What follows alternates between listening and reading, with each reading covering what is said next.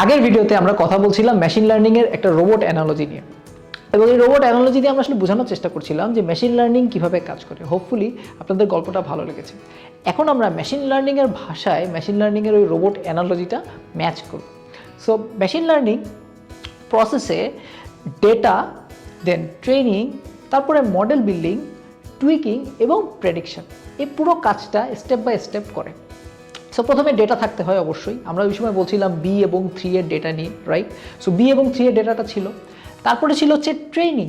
Training কীভাবে করেছিল? আমাদের ওই ট্রেনিং অ্যালগোরিদমটা বা ট্রেনার অ্যালগোরিদমটা কিন্তু ট্রেন করেছিল মডেলকে। কোন মডেলকে? এই মডেলকে দিয়েছিল, মনে আছে? প্রথমে 70% দিয়েছিল, তারপর আবার 30% দিয়ে টেস্ট করেছিল, এবং এই টেস্ট করার পর যে ভুলগুলো এসেছিল, ভুলগুলোকে টুইক করেছিল কে? আমাদের বিল্ডার অ্যালগোরিদম। এবং ফাইনালি প্রেডিকশন করা হয়েছে ওর ভিতর থেকে। আস্তে আস্তে যখন মডেলগুলো খুব ভালো হয়ে গেল, তখন সে কারেক্ট ওয়েতে প্রেডিকশন করতে পারছিল। তো ঠিক এভাবেই কিন্তু মেশিন লার্নিং কাজ করে, এবং মেশিন লার্নিং নিজে নিজে শিখে, প্রোগ্রামারকে এক্সপ্লিসিটলি প্রোগ্রাম করতে হয় না, এবং এই শেখার মধ্য দিয়ে সে রাইট প্রেডিকশন করতে পারে। তো এখন বলবেন যে ভাইয়া তাহলে রিলেশনশিপটা তো ভুলে যান নাই, রাইট? না, রিলেশনশিপটা ভুলিনি, রিলেশনশিপটা অবশ্যই আছে।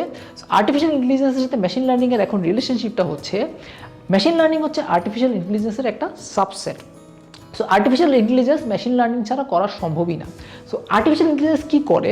Artificial intelligence collects and store data, এবং সেই ডেটাটাকেই মেশিন লার্নিংয়ের থ্রুতে প্রেডিক্ট করায়, এবং এই প্রেডিকশন পর্যন্ত মেশিন লার্নিং করার পরে এটাকে ডিজায়ার আউটকাম হিসেবে আপনাকে দেখায় in the artificial intelligence system.